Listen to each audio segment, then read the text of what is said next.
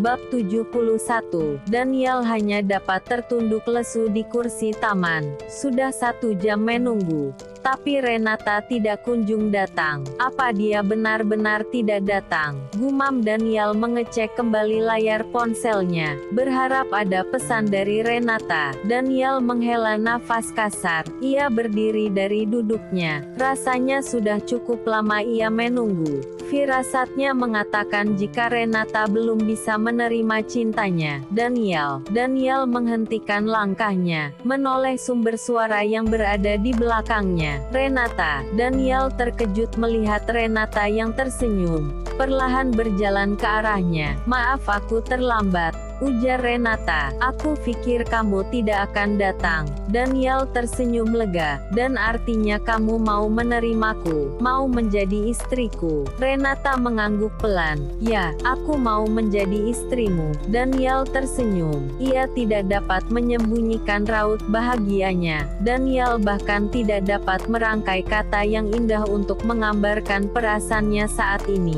"Boleh aku memelukmu?" Renata kembali mengangguk pelan. Senyum masih terlukis indah di wajahnya. Daniel memeluk tubuh indah itu, mendekapnya penuh kehangatan. "Aku sangat mencintaimu. Aku pun sangat mencintaimu." Dengan suara yang bergetar, Renata membalas pernyataan cinta itu, masih tidak percaya jika Daniel mampu dengan cepat menghapus lukanya. Juga Tuhan yang masih memberinya kebahagiaan dengan segala kesalahan yang sudah diperbuatnya. Daniel melepaskan peluknya, mengambil sesuatu dari saku celananya. "Sekarang kamu harus memakai ini." Daniel menyematkan cincin indah itu di jari manis Renata. "Lusa aku akan ingin mengenalkanmu pada orangutanku," sambung Daniel. "Orang tuamu. Tapi aku." Daniel meletakkan jari telunjuknya di bibir Renata. "Aku ini ingin melamarmu, bukan hanya menyatakan cinta seperti remaja," ujar Daniel membuat Renata mengulum senyum seraya mengangguk, mengiyakan permintaan Daniel. Sementara itu, Setia tampak selesai mengajar. Setia keluar dari kelas, matanya membulat terkejut melihat Sasi yang sudah berdiri di dekat ruang kelasnya. "Sasi." Setia tersenyum, tidak menyangka jika Sasi akan menemuinya di kampus. Namun detik selanjutnya senyum itu hilang, melihat Elkan yang mendekat ke arah Sasi. Ternyata ia tidak datang sendiri. "Aku mau bicara. Kita bicara di taman belakang saja." Sasi mengikuti langkah Setia yang menuju taman belakang.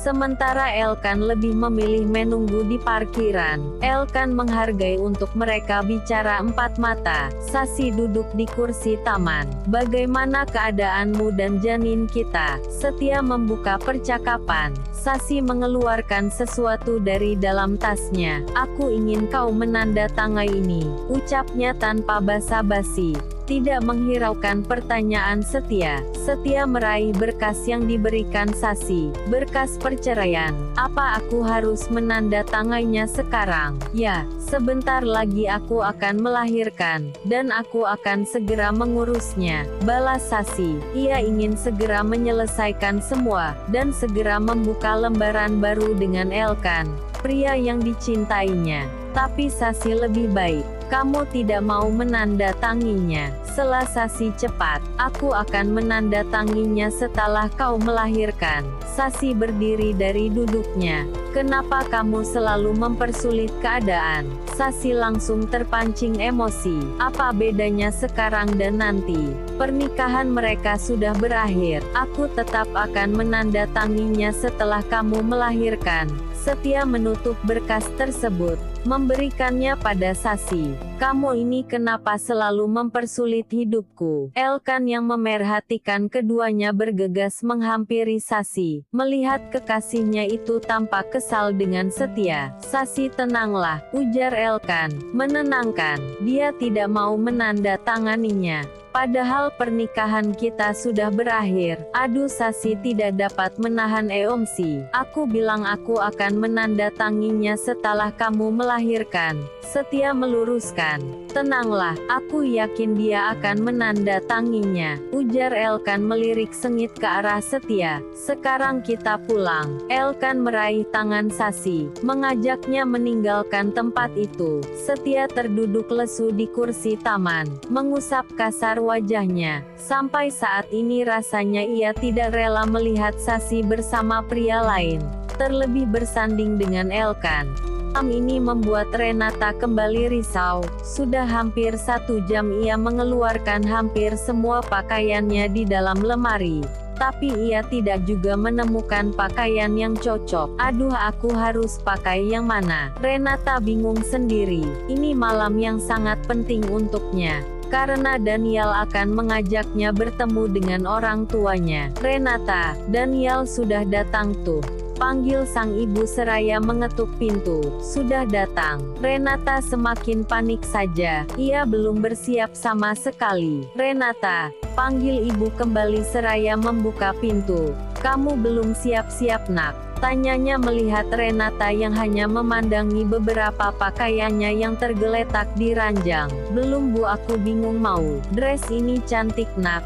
Setelah ibu mengambil dress berwarna apa? Seolah tahu kerisauan Renata, ia menempelkan dress tersebut di tubuh Renata. Benar cocok. Renata berjalan ke arah cermin besar di kamarnya, menilik dress yang dipilihkan sang ibu. Ya sudah bu, aku pakai yang ini saja. Renata tersenyum, setuju dengan dress yang dipilihkan sang ibu. Suruh Daniel tunggu sebentar ya bu, sambungnya. Renata bergegas bersiap, sedangkan sang ibu memilih menemani Daniel di ruang tamu. Daniel, panggil Renata tidak lama kemudian. Daniel menoleh, ia terperangah nyaris tak berkedip, melihat penampilan Renata yang tampak cantik malam itu. Kita pergi sekarang? Pertanyaan Renata membuyarkan lamunan Daniel. Ya, kita pergi sekarang. Kalian hati-hati ya, pesan sang ibu. Keduanya pun berpamitan. Mobil mewah berwarna hitam itu meninggalkan rumah. Sepanjang perjalanan degup jantung Renata terus berdegup dengan kencang.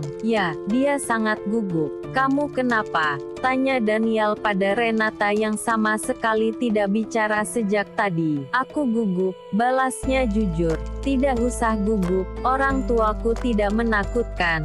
Percayalah mereka akan menerimamu. Daniel menenangkan. Sampai mobil itu terhenti di depan gerbang besar, security di sana yang tengah berjaga dengan cekatan membukakan gerbang tersebut. Melihat kedatangan majikannya, ayo turun. Daniel membukakan pintu. Renata masih memutar pandangannya, melihat rumah megah yang berdiri kokoh di hadapannya. Renata tidak pernah menyangka jika Daniel yang selalu berpenampilan sederhana ternyata dari kalangan yang berada. Ayo masuk, ujarnya pada Renata yang justru diam mematung di tempatnya. Aku, Renata semakin gugup. Apa tidak bisa diundur saja pertemuan ini? Ujarnya yang tiba-tiba merasa tidak siap. Daniel berjalan mendekat, meraih tangan Renata. Benar, telapak tangan putih nan halus itu benar-benar dingin. Jemari Renata pun tampak gemetar saking gugupnya.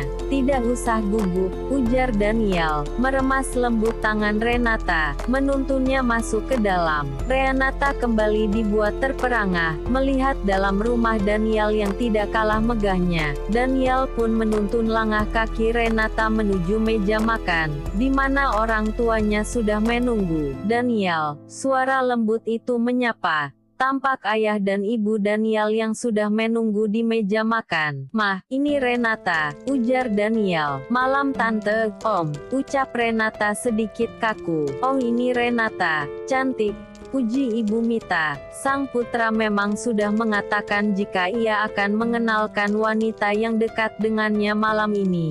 Cantik kan Pak? Ibu Mita meminta pendapat suaminya. Ya, Renata cantik. Pria paruh baya itu tersenyum ramah. Renata sedikit lega. Benar yang dikatakan Daniel. Keluarganya menyambutnya dengan hangat. Sajian makan malam itu semakin menghangatkan perbincangan mereka. Renata ini dulu sempat satu universitas denganku, namun beda jurusan. Jelas Daniel. Jadi kamu juga lulusan luar negeri? Tanya Ibu Mita. Ya Tante, sudah cantik. Pintar lagi. Single pula, siapa coba yang tidak tertarik padamu? Ibu Mita memberi banyak pujian pada Renata. Tapi pujian itu justru tak membuat Renata tersanjung. Terlebih saat Ibu Mita mengatakan jika dirinya single. Tanda jika Daniel belum menceritakan status dirinya yang sudah pernah menikah pada orang tuanya. Jadi Renata, kapan kamu siap menikah? Ibu Mita kembali bertanya.